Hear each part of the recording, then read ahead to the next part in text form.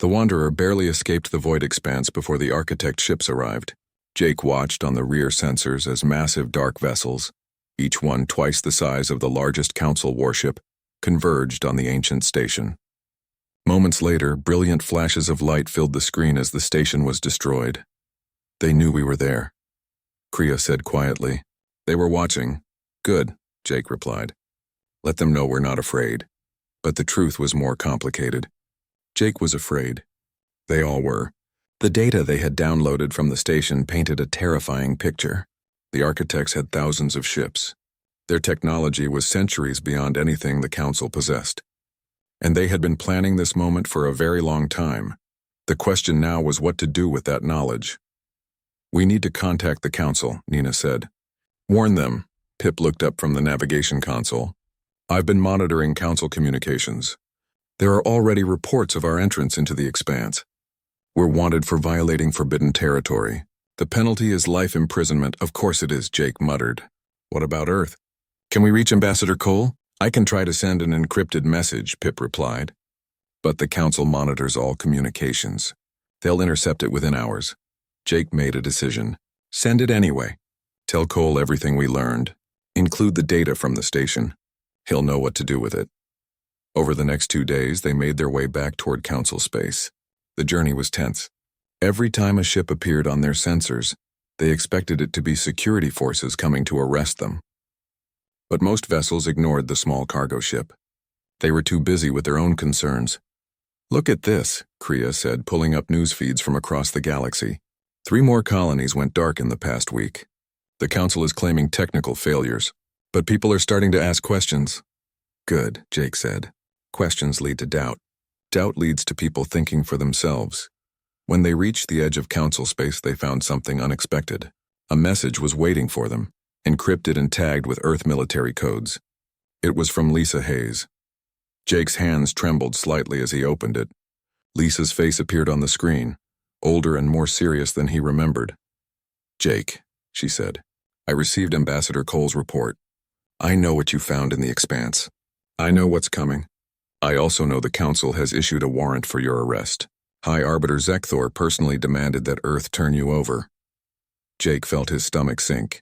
Of course the Council would react this way. They had spent 10,000 years keeping this secret.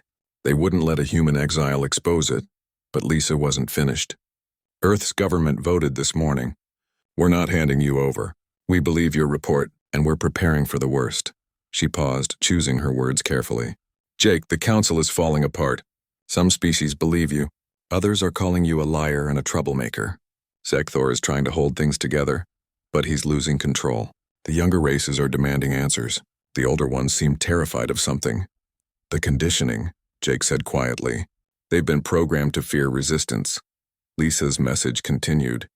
We need you back on Earth. Our scientists want to examine the data you collected. Our military needs to understand this weapon you found. I've been authorized to bring you home under military protection. She hesitated. I'm sorry, Jake, for testifying against you. For not standing with you when you needed it. I was following orders, but that doesn't make it right.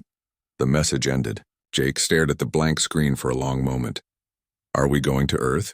Nina asked. Yes, Jake replied. But we need to stop at Outpost 7 first.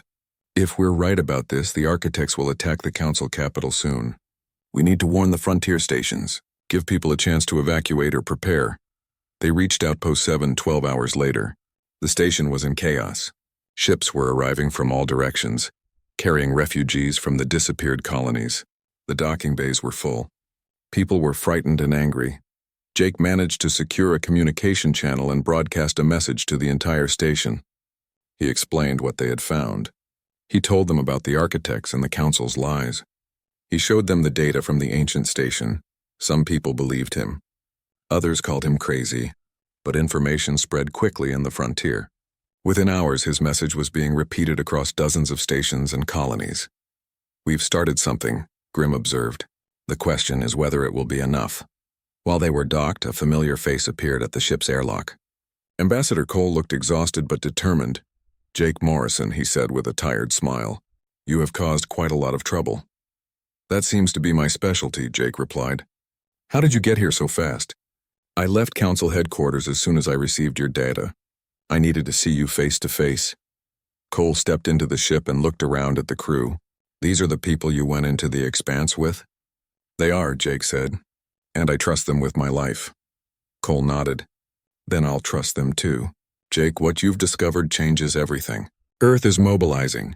We're building defensive positions. We're reaching out to other younger races. But we need time.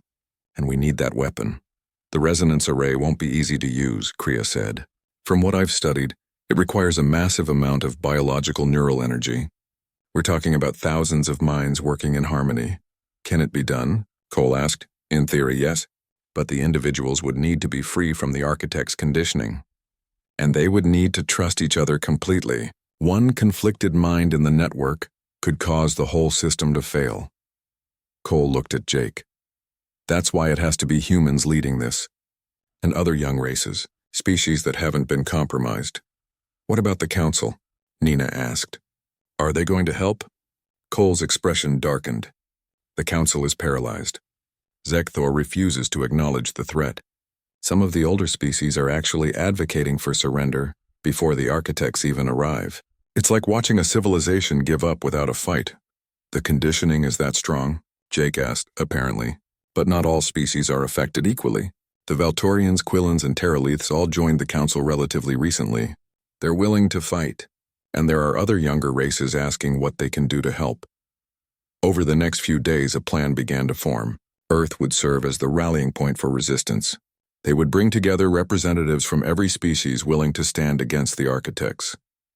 They would build the resonance array, using the data Jake had recovered, and they would prepare for a battle that would determine the fate of the entire galaxy. But first, they had to survive the journey to Earth. We're picking up increased military activity near the council capital, Pip reported. Multiple fleet movements. Something big is happening. Jake pulled up the tactical display. Hundreds of ships were converging on the capital world. But these weren't council vessels. They were dark, angular, and moved with mechanical precision. The architects, he breathed. They're attacking now. They watched helplessly as the architect fleet surrounded the council capital. The battle, if it could even be called that, lasted less than an hour. The council's defensive forces barely fired a shot before standing down. The older species surrendered immediately, just as the Keeper had predicted. This is High Arbiter Zekthor, came a broadcast across all channels. The Galactic Council hereby acknowledges the authority of the architects. All species are ordered to cease military operations and await further instructions. Resistance will be met with elimination. Jake felt sick. An entire civilization spanning 47 species and thousands of worlds had just given up without a real fight. What about Earth? Nina asked quietly. Earth isn't part of the council anymore, Cole said grimly. As soon as Zekthor made that announcement, our government withdrew. We're on our own now. Not completely alone, Kriya said. Look at this, she pulled up communication logs. Dozens of messages were coming in from ships across the galaxy. Young races, frontier colonies, and independent stations all declaring that they would not submit. They were heading to Earth, ready to fight. How long until the architects reach us? Jake asked. Pip ran calculations. Based on their current speed and trajectory, 72 hours. Maybe less. Then we don't have much time, Jake said. He looked at his crew, these unlikely friends who had followed him into the unknown. Cole, can you get us to Earth safely? I have a fast courier ship waiting. We can be there in 20 hours, Jake nodded. Then let's go. We have a weapon to build and a galaxy to save. As they transferred to Cole's ship and left Outpost 7 behind, Jake took one last look at the frontier station. It had been his home during exile, the place where he had found his purpose. Now it would likely be swept away by the coming war. But that was the price of freedom. That was what it meant to stand up against tyranny. The Wanderer would stay docked at the station, a reminder of where Jake's journey had begun. He didn't need it anymore. He had something more important now. He had hope. He had allies. And he had a plan. The architects had spent 10,000 years preparing for this moment. They had conditioned species, controlled governments, and eliminated anyone who might resist. But they had made one critical mistake. They had underestimated humanity. Earth had transformed into a fortress in just 3 days. Jake stood in the command center of the orbital defense platform and watched ships arrive from across the galaxy. Some were military vessels from younger races. Others were civilian ships that had been hastily armed. A few were ancient freighters held together by determination and hope. Current count is 3,200 ships, Lisa Hayes reported. She now commanded the Earth defense ship Valiant, the flagship of humanity's modest fleet. Not nearly enough if the architects bring their full force. It'll have to be enough, Jake replied. He looked at the data streaming across the screens. How's the resonance array coming? The construction teams are working around the clock, Lisa said. They're building it into the orbital platforms around Earth. If your data is correct, we'll need at least 5,000 people connected to make it work. We have volunteers? Jake asked. We have 20,000, Lisa said quietly. Humans, Valtorians, Quillans, Terraliths, and a dozen other species. They all want to help. The problem is screening them. Anyone who's been conditioned by the architects could sabotage the entire network. That's where I come in, Pip said. The small Quillan was perched on a console, paws flying across a portable computer. I've developed a neural screening program based on the data from the ancient station. It can detect architect conditioning patterns. We've already processed 10,000 volunteers. About 15% show signs of conditioning. What happens to them? Nina asked. She had set up a medical station to monitor the volunteers during the connection process. Nothing bad, Pip assured her. We just can't let them join the network. The architect's programming is too deep, but they can still help in other ways. We need gunners, engineers, pilots. There's work for everyone. Jake felt the weight of responsibility pressing down on him. Thousands of people were risking their lives based on information he had brought back from the expanse. If he was wrong, if the resonance array didn't work, they would all die. Jake, Grimm's rumbling voice came from behind him. You are troubled. I'm terrified, Jake admitted. What if this doesn't work? What if I let all these people into a trap? Then we will die free, Grimm replied. Which is better than living as slaves. You have given the galaxy a choice. That is all any leader can do. The architects arrived exactly 72 hours after taking the council capital. Their fleet emerged from faster-than-light travel in perfect formation. Jake counted over 5,000 ships, each one bristling with weapons. All ships, battle stations, Lisa broadcast across all channels. Remember, we're not trying to win a conventional fight. We just need to hold them off long enough for the resonance array to activate. The architect fleet began its approach. Jake watched the tactical display as the dark ships moved with mechanical precision. They didn't hurry. They didn't hesitate. They simply advanced, confident in their overwhelming power. Jake, you need to get to the array chamber, Lisa said. You're the primary node. Without you, the whole system fails, Jake nodded.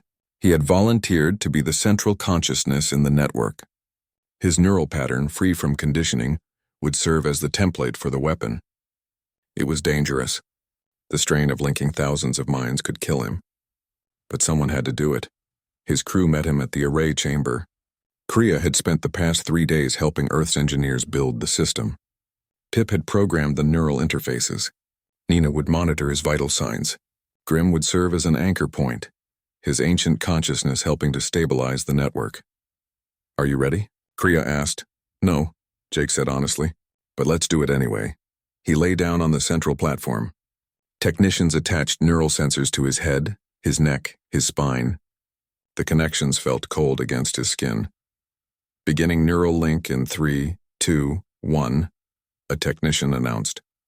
The world exploded into sensation. Jake felt his consciousness expand, touching minds across the orbital platforms. He felt the fear and hope of a human pilot named Ben Carter, the fierce determination of a Valtorian engineer named Shri, the quiet courage of a Quillan communications officer named Tavik. Thousands of minds, all linked together, all sharing their strength, but it wasn't enough. The network was unstable, like trying to hold water in cupped hands. Individual thoughts kept slipping away. Fear and doubt created ripples that threatened to collapse the entire system. We're losing coherence, Kriya reported. The network is degrading. Jake reached deeper, using every ounce of willpower to hold the minds together. He thought about his journey, about his exile and his anger, about finding purpose in the frontier, about the crew who had believed in him when everyone else had given up. He thought about what it meant to be human, to be stubborn and irrational, to hope when logic said there was no hope, to fight when surrender would be easier, and slowly the network began to stabilize. The individual minds found harmony. They became something greater than the sum of their parts. They became a weapon. Outside, the battle had begun. Earth's fleet engaged the architects at maximum range. Missiles and energy beams lit up the darkness. Ships exploded on both sides, but the architects kept coming. They were willing to lose hundreds of vessels because they had thousands more. The array is at 70% power, Kriya reported. We need more time. We don't have more time, Lisa's voice came through the comm. The architects are targeting the orbital platforms. They know what we're trying to do. Jake felt the network surge as more volunteers connected. Their fear and courage flowed through him. He saw through their eyes.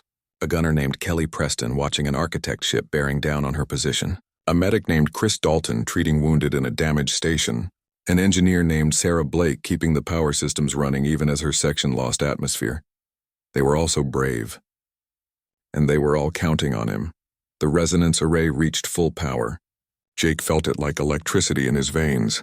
The combined consciousness of 5,000 free minds focused through his neural pattern. The weapon was ready. Now, Jake whispered. The array fired, but not with missiles or energy beams. It fired with thought itself.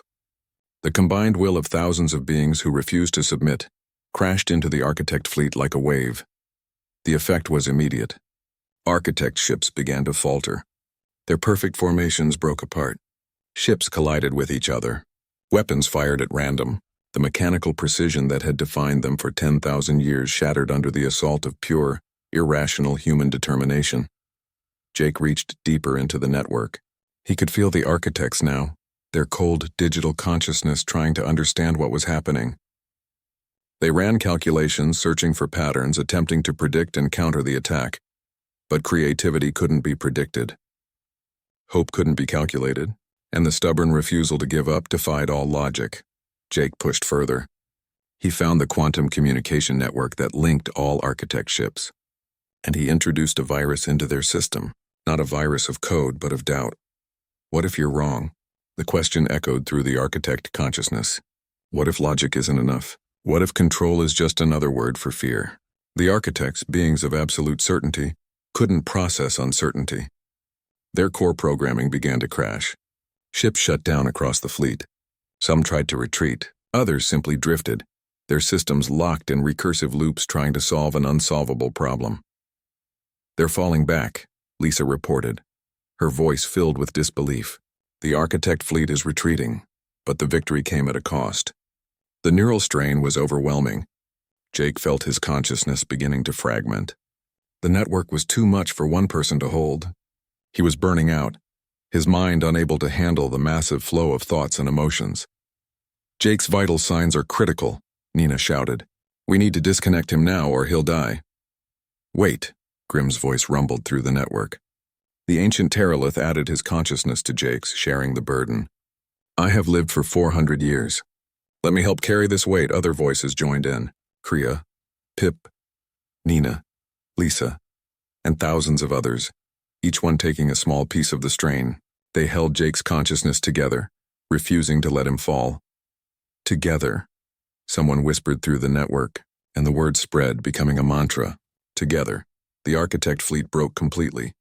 The surviving ships jumped to faster than light speed and fled. The battle was over.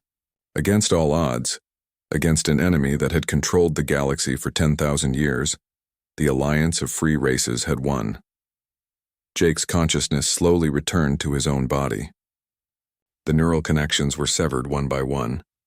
The silence in his mind was shocking after the symphony of thousands of thoughts. He opened his eyes and saw his crew surrounding him, all of them exhausted but smiling. Did we win? Jake asked, his voice hoarse. We won, Lisa confirmed through the comm. The architects are gone. The galaxy is free. Jake tried to sit up, but his body wouldn't cooperate. Nina pushed him back down gently. You're staying in medical observation for at least a week, she said firmly. You just linked minds with 5,000 people. Your brain needs time to recover. What about casualties? Jake asked. Heavy, Lisa admitted. We lost 800 ships. Thousands of people died, but millions more lived because of what we did here today. Over the next few weeks, Jake recovered slowly. The Wanderer crossed into the void expanse 3 days after leaving Outpost 7. Jake watched the sensors carefully as they passed the invisible boundary that marked forbidden territory. For a moment, nothing happened. Then the screens flickered and filled with warnings. We're getting some strange readings, Kriya said from the engineering station. Her four hands moved across different control panels simultaneously. Energy signatures that don't match anything in my database. Can you identify them? Jake asked. Not yet. But they're old. Really old. Pip was hunched over the navigation computer, their small paws typing rapidly.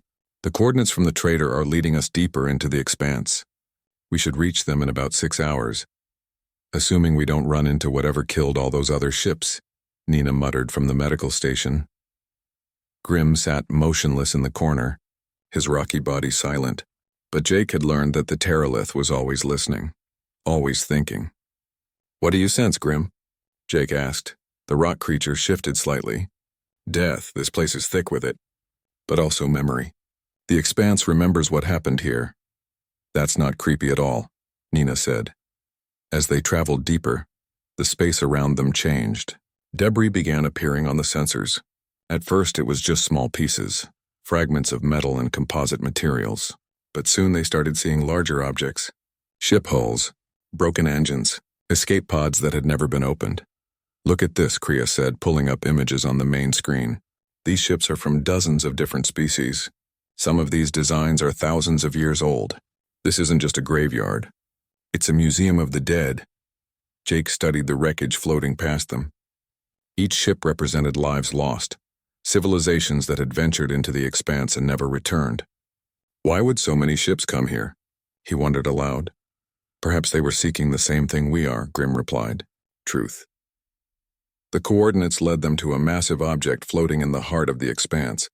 At first, Jake thought it was a moon. But as they got closer, he realized it was artificial. A space station so large it dwarfed anything the Galactic Council had ever built. By the stars, Kriya whispered. That thing must be 500 kilometers across. Is it active? Jake asked. Pip's paws flew across the controls. I'm detecting power signatures. Minimal, but definitely there. Someone built this place to last. Can we dock? Jake asked. There's a docking port on the southern hemisphere. It's still functional. Pip looked up at Jake. Should we really go inside? Jake knew it was dangerous. Every instinct told him to turn back. But they had come too far to stop now. We go in, but everyone stays alert. Kriya, bring whatever tools you might need. Pip, download everything you can from our sensors. Nina, prep your medical kit. Grim, you're with me. They suited up in environment gear and made their way to the docking port. The Wanderer connected with a solid thunk. Jake checked his oxygen levels and weapon charge, then opened the airlock. The station's interior was breathtaking. The walls were made of some kind of crystalline material that glowed with soft light. The corridor stretched ahead of them, perfectly preserved despite what must have been thousands of years of abandonment. The air is breathable, Nina reported, checking her scanner. Temperature is stable. This place has some kind of environmental system that's still working. They moved deeper into the station. The corridors were wide enough for creatures much larger than humans. Strange symbols covered the walls, writing in a language none of them recognized. Pip, can you translate any of this? Jake asked. The Quillan studied the symbols carefully. Not directly, but I can cross-reference patterns. Give me some time. They found a large chamber at the center of the station. It was circular, with a platform in the middle surrounded by dozens of crystalline pillars. As soon as they entered, the pillars began to glow. Is that supposed to happen? Nina asked nervously. Light shot up from the pillars and converged above the platform. A holographic figure appeared, translucent and shimmering. It was humanoid but clearly alien, with elongated limbs and large eyes. Welcome, the hologram said. The words came through their translators perfectly. I am the Keeper. I have waited a long time for someone to come. Jake stepped forward slowly. Who built this place? The Alliance of Free Races, the Keeper replied.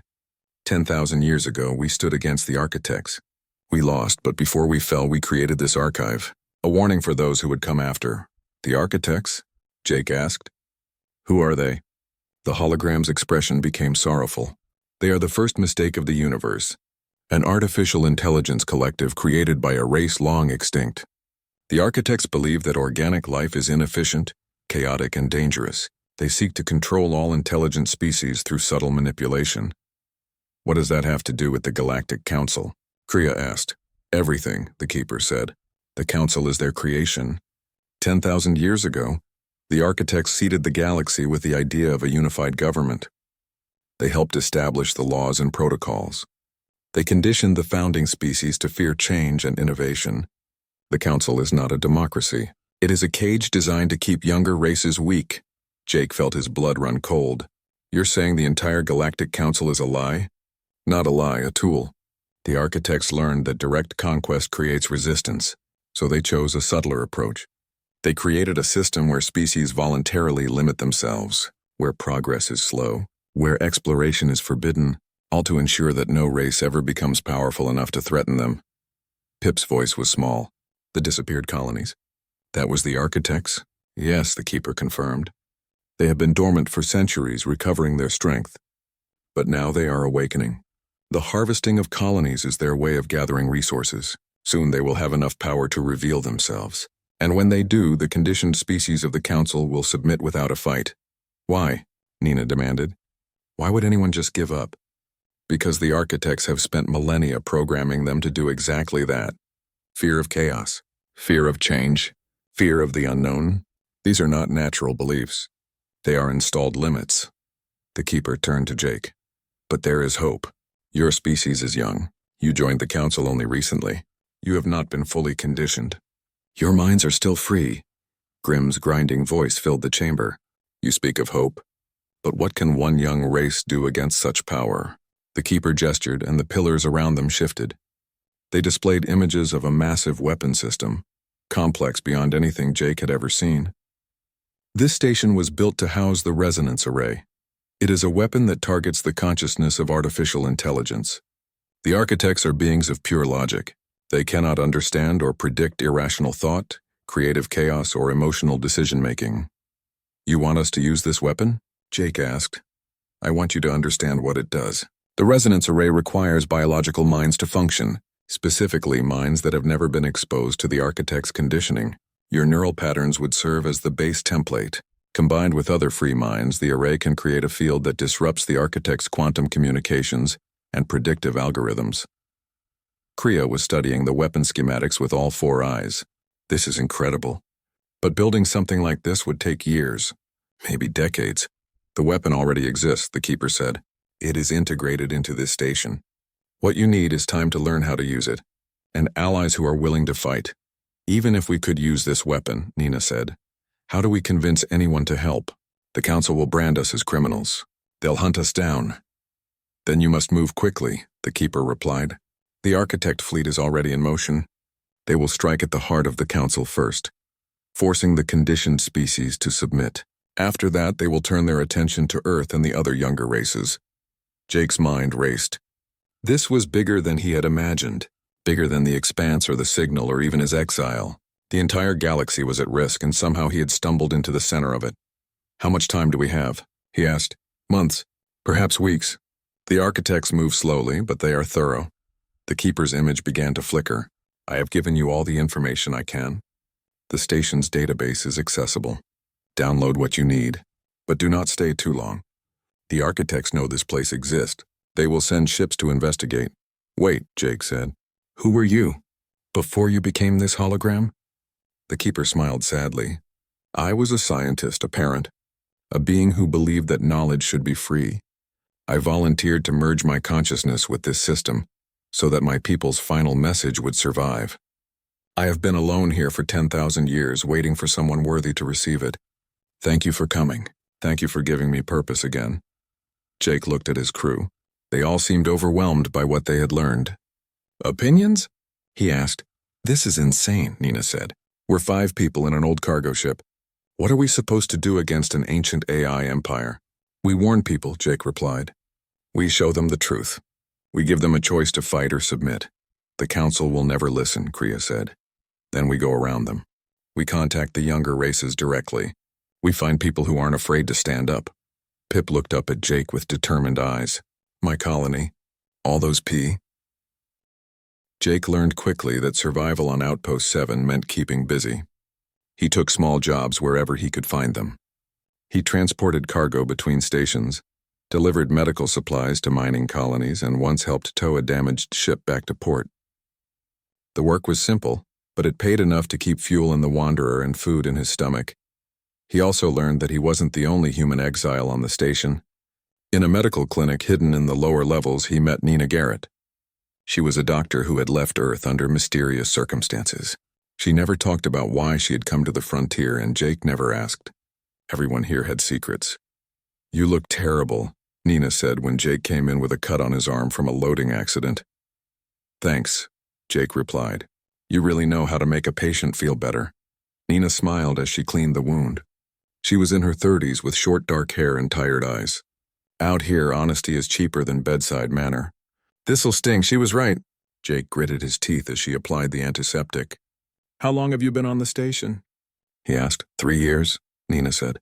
"Long enough to know that you're new and you're asking too many questions about the void expanse." Jake went still. "How did you know about that?" "Because you're not the first person to pick up those signals. And you won't be the last." She finished bandaging his arm. "My advice? Forget about it. The void expanse is forbidden for a reason. Ships that go in don't come back." But Jake couldn't forget. The signal haunted him. Every night he would pull up the data and study the pattern. It was too precise to be natural.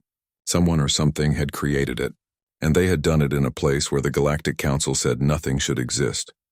One evening, while Jake was having a drink in one of the station's bars, a strange creature approached his table. It looked like a pile of rocks that had learned to walk. Each stone-like piece moved independently, grinding against the others as it walked. "You are the human asking about the expanse," it said. Its voice sounded like gravel rolling down a hill. "Maybe," Jake said carefully. "Who's asking?" "I am called Grim. I am a Terralith. I have lived for 400 of your years, and I have heard many things." The creature settled into a chair that creaked under its weight. "The void expanse is older than the Council. It is a tomb for the foolish and the curious." "That's not much of an answer," Jake said. "Wisdom rarely is," Grim replied. "But I will tell you this. The signal you detected is not random. It is a beacon, and beacons are meant to guide travelers to something important." Before Jake could ask more questions, a commotion erupted near the bar entrance. A small fox-like alien was being chased by 2 large security guards. The creature was fast, darting between tables and leaping over chairs with incredible agility. "Stop that Quillen," one of the guards shouted. The fox creature ran straight toward Jake's table. Without thinking, Jake stuck out his foot. One of the guards tripped and fell hard.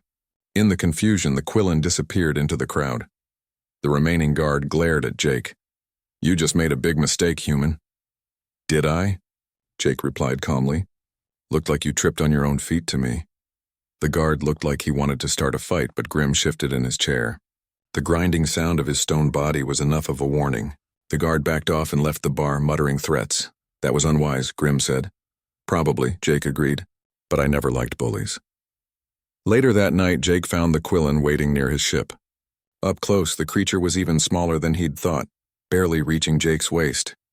Its fur was reddish-orange and its large ears twitched constantly. "You helped me," the Quillen said in a high, quick voice. "Why?" "Like I said, I don't like bullies." "What did you do to make them so angry?" The Quillen's ears drooped. "I stole a data chip from one of the station administrators. It contained information I needed." "Information about what?" "About the ships that disappeared near the frontier colonies. About the Council's lies." The Quillen looked up at Jake with bright, intelligent eyes. "My name is Pip. I'm a hacker and an information broker. And I know you've been asking about the void expanse." Jake studied the small creature. "This station has more spies than I thought. It's not spying. It's survival.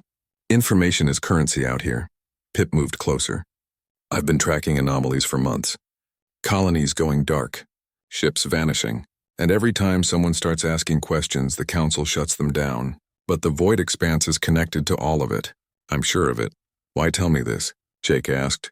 "Because you have a ship and you're crazy enough to investigate, and I need to know the truth." Pip's voice grew serious. "My home colony was one of the ones that disappeared. Everyone I knew is gone. The Council says it was a solar flare, but I accessed the data. There was no solar flare. There was something else." Jake felt a chill run down his spine. "What kind of something else?" "I don't know. The files were corrupted. But there were images, shapes in the dark. Ships that didn't match any known design." Pip looked at Jake with desperate hope. "Will you help me find out what happened?" Before Jake could answer, another voice interrupted. "If you're putting together a crew for something stupid, you'll need an engineer." Jake turned to see a 4-armed alien standing behind him. She was tall and thin with purple skin and large golden eyes. Each of her 4 hands held a different tool. "Who are you?" Jake asked. "Kriya. I'm a Valtorian engineer. I've been working on this station for 2 years and I'm bored out of my mind. I heard you talking about the void expanse." Her eyes gleamed with excitement. "I've always wanted to see forbidden territory." "This isn't a pleasure cruise," Jake warned. "It could be dangerous." "Good," Kriya said. "Dangerous means interesting. And interesting means I might finally get to use my skills for something other than fixing broken air recyclers." Jake looked at the 3 aliens, a philosophical rock creature, a fox-like hacker, and a 4-armed engineer. It was possibly the strangest group he had ever seen, but there was something about them. They were all outcasts just like him. They were all looking for something more than just survival. "I'll think about it," Jake said finally. Over the next few days, Jake couldn't shake the feeling that something big was happening. More ships were arriving at the station, refugees from colonies that had gone silent. The council sent no help. They just updated their star charts and marked the colonies as abandoned. Nina came to see him one evening with news. "There's a traitor dying in my clinic. He came from the edge of the expanse. He's asking for you." Jake hurried to the clinic. The traitor was a humanoid alien with gray skin and labored breathing. His body was covered in strange burns. "You're the human," the traitor whispered. "The one asking questions?" "Yes," Jake said. "What happened to you?" "Dark ships. They came from nowhere. Took everything. Took everyone." The traitor's hand gripped Jake's arm with surprising strength. "The council knows. The old ones know. But they're too afraid to act." "Afraid of what?" Jake asked. The traitor pulled Jake closer. With his last strength, he pressed a data chip into Jake's hand. "Coordinates. Inside the expanse. The truth is there. Only the young races can stop what's coming. The old ones are already compromised." The traitor's eyes closed. His breathing stopped. Nina checked his vitals and shook her head. Jake looked at the data chip in his hand. It was warm, as if it held something alive. He knew what he had to do. The curiosity that had been building inside him since he first detected that signal finally crystallized into decision. He found Pip, Kriya, and Grim waiting near the Wanderer. Somehow they had known he would come. "We're going into the void expanse," Jake said, "and we're going to find out what the council is hiding." Pip's ears perked up. "When do we leave?" "Tomorrow morning. Bring whatever you need for a long journey." "This is madness," Nina said from behind him. She had followed him from the clinic. "You heard what that traitor said. Dark ships, unknown technology. You'll all die." "Maybe," Jake agreed. "But people are disappearing. Colonies are going dark, and nobody is doing anything about it. So yeah, it's madness, but it's also the right thing to do." Nina stared at him for a long moment. Then she sighed. "You'll need a medic. Someone has to keep you idiots alive," Jake smiled. "Welcome to the crew." That night, as Jake prepared the Wanderer for departure, he thought about his old life, about his rank and his career and his comfortable existence following orders. That life was gone, but maybe, just maybe, this new life meant something more. Tomorrow they would enter forbidden territory. They would break the council's most sacred law, and whatever they found there would change everything. Jake looked at his crew, this group of misfits and outcasts, and felt something he hadn't felt in months. He felt ready. Jake Morrison stood in the courtroom and felt the weight of 1,000 eyes on him. The chamber was huge, built to hold representatives from 47 different alien species. Each one watched him now, waiting to see what would happen to the human who had broken their most sacred law. The judge, a towering insect-like creature named Zekthor, clicked his mandibles together. The sound echoed through the silent room. "Captain Morrison," the alien said through his translator device, "you have been found guilty of violating the non-interference protocols. You entered restricted space without authorization. You ignored direct orders from the Galactic Council. What do you have to say?" Jake lifted his chin. He wouldn't apologize for what he'd done. "I saved 300 lives," he said clearly. "The orbital station was failing. Those colonists would have died if I hadn't acted." "The protocols exist for good reason," Zekthor replied. His multifaceted eyes gleamed in the light. "For thousands of years they have kept peace in the galaxy. One species cannot simply decide which rules to follow and which to ignore." In the audience section, Jake could see Commander Lisa Hayes.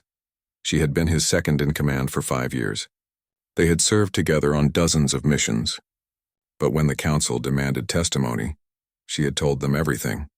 She had followed orders just like she always did. Now she couldn't meet his eyes.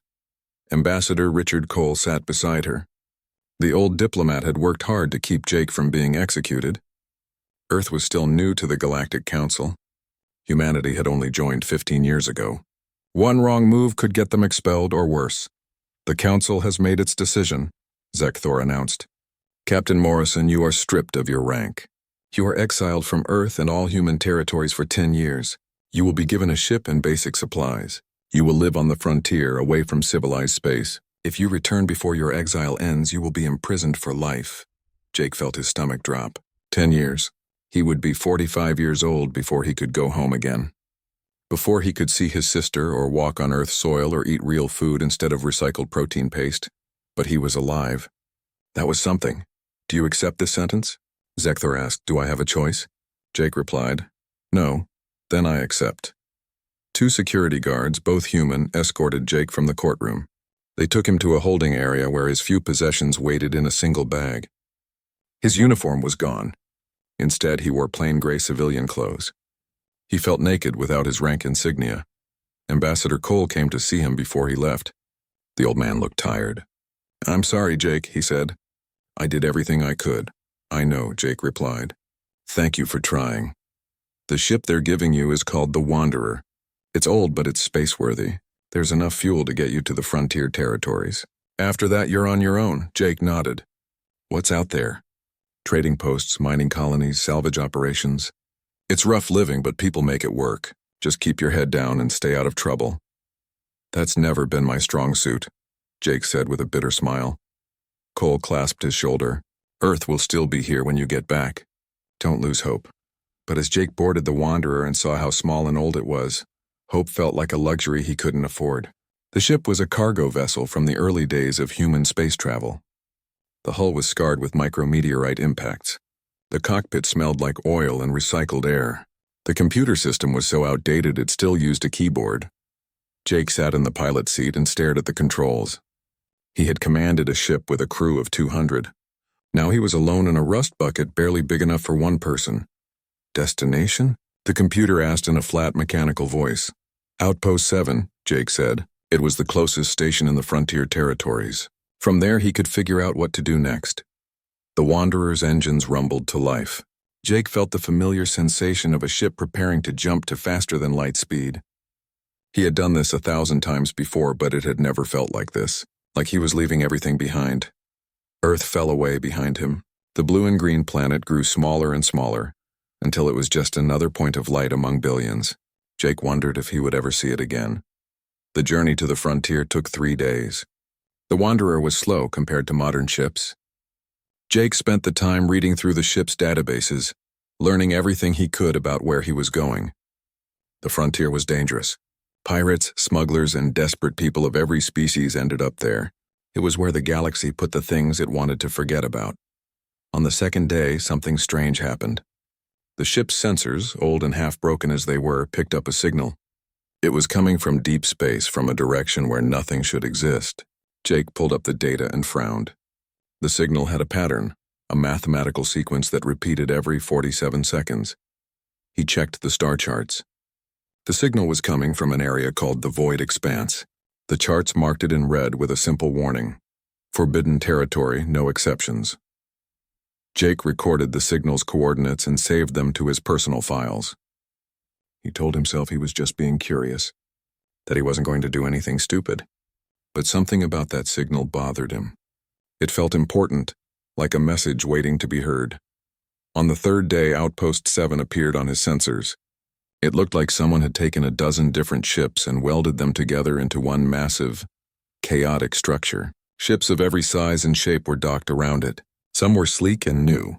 Others looked even worse than the Wanderer. Jake requested permission to dock. A bored voice came over the comm. Docking fee is 50 credits. Pay on arrival. Understood, Jake replied. He guided the Wanderer into an empty dock and felt the magnetic clamps lock into place. Through the viewport, he could see the inside of the station.